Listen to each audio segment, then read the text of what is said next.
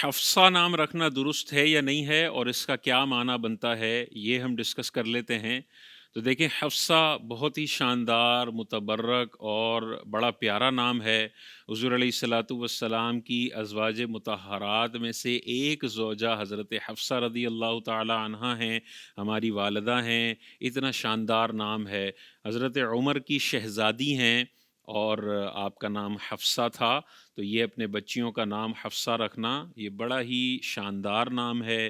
حضور علیہ الصلاۃ والسلام نے جو نام کے حوالے سے احادیث ارشاد فرمائی ہیں، ان احادیث پر پورا اترنے والا یہ نام ہے، اور اس کے معنی جو لغت میں آپ کو ملیں گے، بہادر کی بیٹی یا شیر کی بیٹی، اس طرح کے معنی آپ کو حفصہ کے ملیں گے۔ تو حفصہ بالکل نام رکھا جا سکتا ہے، بے شمار برکتیں اس کی انشاءاللہ حاصل ہوں گی۔